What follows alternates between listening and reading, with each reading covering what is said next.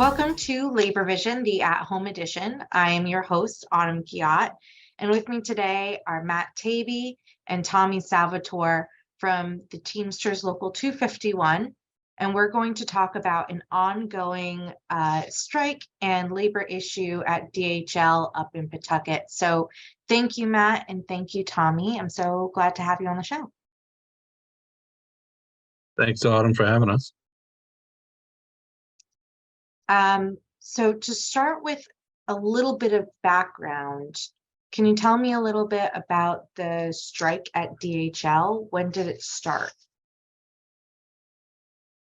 All right, and I'll say a few things, and then Tommy can come off mute when to fill in. But there was a strike commencing at Northeast Transportation Services, which is a contractor for DHL Express at the Pawtucket location. It began June 22nd of 2022. Workers there demanding living wages, affordable health care, and company contribution towards retirement. There was quite a bit of negotiations that began in March for a successor agreement. We had numerous extensions from a March 31 original expiration date. We worked through a lot of issues. We had made a lot of improvements, but the key issues there were, the economic package, where essentially due to skyrocketing cost of living, relatively low wages to begin with, and unaffordable health care, and no retirement whatsoever, the workers took an overwhelming strike authorization vote and worked their way eventually towards going out on strike in June. And they've been that's been the case for pretty much the rest of the calendar year of 2022. Oh, so that's almost 6 months then on strike. Yeah. Yep. The same group, or some of them, were around 4 years earlier. There was a strike at that location for a first contract for 9 weeks. So there's some veterans that were around from when they first organized with a different contractor and fought hard for a first contract, and now they're trying to fight for a fair successor agreement. It takes quite a bit of work to make improvements from contract to contract, and in each negotiation. And we're dealing with a contractor that isn't particularly interested in meeting the demands of the workers. So how has the company, other than just really not engaging with you guys fairly with negotiations, how has the company responded to the strike? Well, they try to pretend like it doesn't bother them. That tends to be their reaction. But we had requested some information relative to the funding from DHL Express to Northeast Transportation Services, and they've basically said that they can afford to pay what the union is demanding on both wages, health care, and retirement, but they don't want to. They think it's unrealistic, that it's unreasonable to be, and not in the best interest of the company, to pay livable wages, offer affordable comprehensive health care, and pay a share towards retirement. So that's essentially their in writing response, and also multiple times in writing.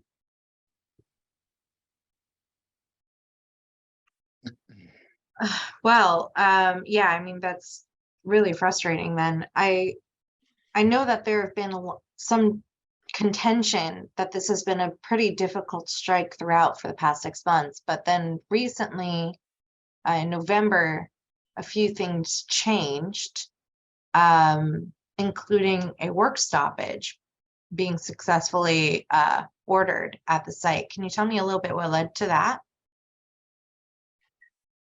So what things that we found out through this is that Northeast Transportation Services has claimed that they don't have any regular employees who perform the work that the strikers are striking, and they have subcontractors, and they hadn't provided any information on that.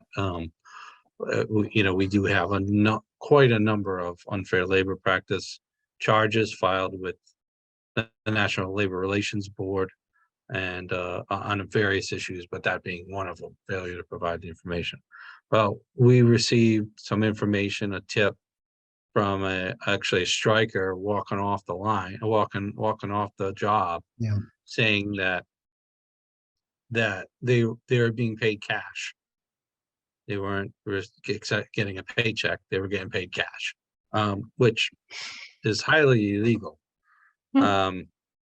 So we did some digging, we did a little more research, and there was a history of the company using subcontractors in the past, and we requested an investigation from both the Rhode Island Department of Labor and Training and the Attorney General's office. And this had to do with payment of cash instead of a paycheck of some sort, some legal paycheck, where they were some accounting for payroll deductions, taxes, etc. And there was also, as part of this, the Department of Labor and Training, DLT, they did investigating on site. They interviewed replacement workers. They subpoenaed a number of business records from all the entities involved, and found out that the subcontractors did not have workers' compensation insurance policies in effect, which is highly illegal for an employer. So this, as the and there's also an element what's called worker misclassification. These very same workers getting paid cash and subcontractors not having this insurance, they were performing the work of Northeast Transportation Services, using their equipment, using their vans and their trucks, and using all of the tools that they have available to them as part of their agreement with DHL Express. So they weren't coming in with their own vehicles, their own stuff that would indicate that they were true subcontractors, both individually, but also as an entity. So that wrapped in Northeast Transportation Services in misclassification. All the entities there's misclassification, saying that they're independent contractors as opposed to employees. So that triggers all of these violations. So the Tuesday before Thanksgiving, the state of Rhode Island issued a stop work order from its workers' compensation and fraud division, and all of the scabs, began coming back to the building and leaving. Vans loaded up with packages all had to be, parked, and they all had to leave. But the two entities, one was XWA Entertainment LLC, and the other was LMS Logistics Management Services, neither of which had workers' compensation insurance and neither of which could operate. LMS gained the insurance policy on Black Friday, and then but it had a small number of scabs, and then on December 2nd, XWA owners created a new company called Phoenix Transportation, and also had a workers' compensation insurance. So they got back to work on December 2nd. But from November 22nd to basically December 2nd, it was minimal operations going on, from either none or very little. Yeah. So no customer pickups, no real deliveries. If anything, they were able to dump some stuff to the post office, but there was very little operations at the busiest time in e-commerce and the shipping industry. Black Friday, Cyber Monday, everything related to it. And I don't know, Tommy, if you want to weigh in on the mood on the picket line when all that was going on, and how people reacted. Yeah, this is the first time, Autumn. I mean, we've had numerous charges with the Department of Labor and Training over the years with a lot of different companies, but we've never seen a work stoppage order issued. And so, we were happy about it. We didn't know how long it was going to be, but we certainly felt that we accomplished what we set out to do. And again, the whole dynamic is you have an out-of-state contractor who's coming into the state, and they're a deadbeat employer, they're shady operation, and they thought they were just going to do business as usual. Maybe that's the way they do business in South Carolina, but certainly we weren't going to allow it here. Yeah, well, I also kind of want to go back to this idea that there were very few people that were able to work. Like even before the work stop order, I believe we talked about the normal amount of shipments that usually leave DHL when you're not on strike versus the reduced amount because of how few scabs they were even able to get to drive the trucks. Can you talk a little bit about like the difference of workers that they were able or not able to get after the strike started? Yeah, sure. Prior to the strike, we have approximately 60 members there, and there were approximately 54 bid routes. And those were the routes that were leaving the building every day, 54 routes. And after the strike, they didn't even maintain half of that. There were times where there were 10 couriers leaving, up to 20, 21 leaving, but they certainly were not able to sustain the business like they did prior to the strike. And that was the purpose of the strike, is to disrupt the business. Mm-hmm. And we felt like we accomplished that.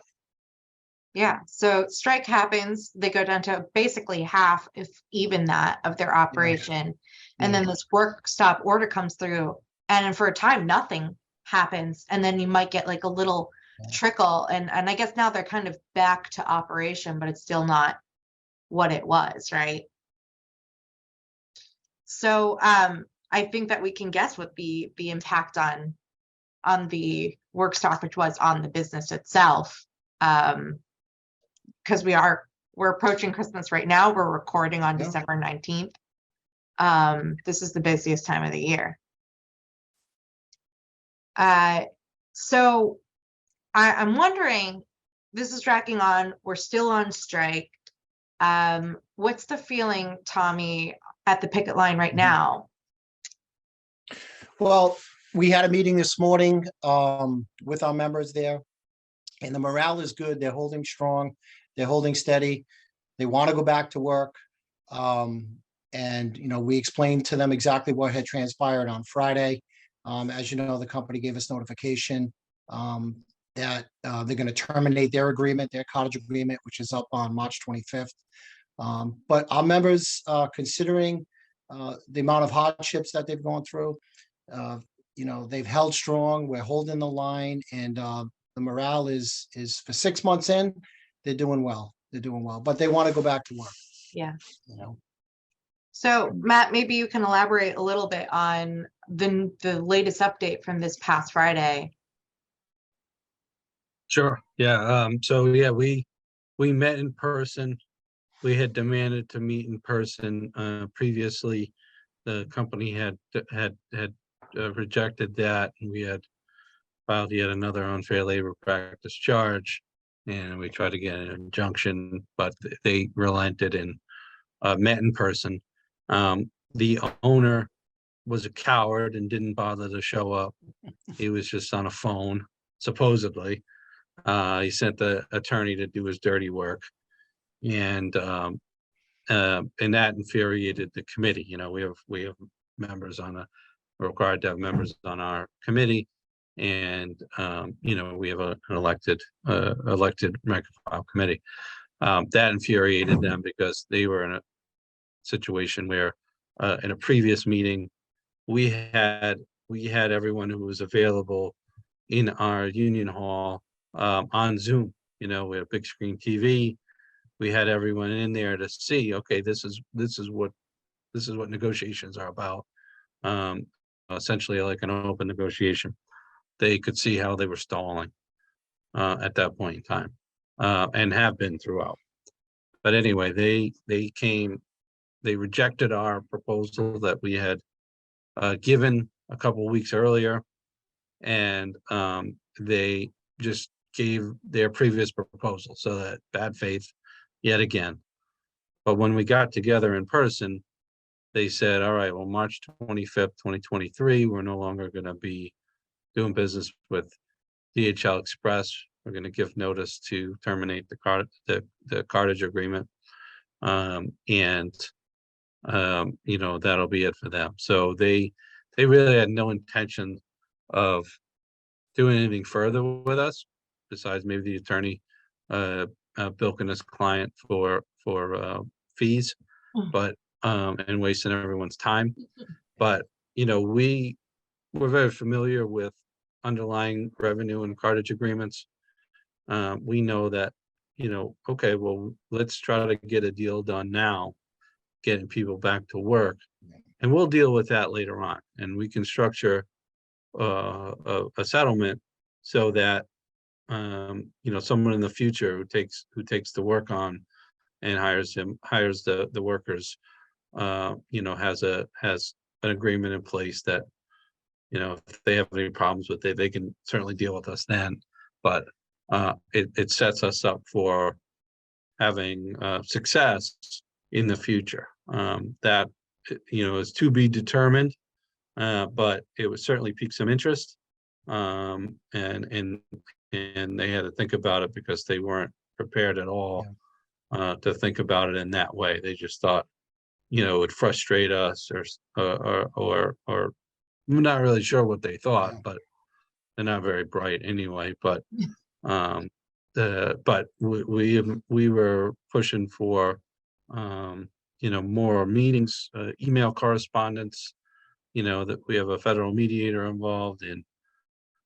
Everyone seemed to be interested in this concept, to be able to put something together so that, like I said, workers can go back to work, and we can, you know, get to where we need to be at a later point in time. Well, I think that really, it seems good though, you know, to hear workers sticking to their guns and being on strike for so long, and basically telling employers, you know, if you're going to be bad employers, you're not going to be bad employers here in Rhode Island. So I guess I'm wondering, like, what else viewers can do to support efforts moving forward.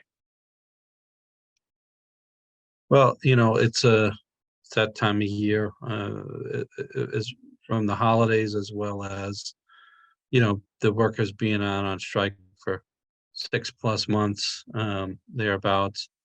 The local has a strike fund, Teamsters Local 251 strike fund.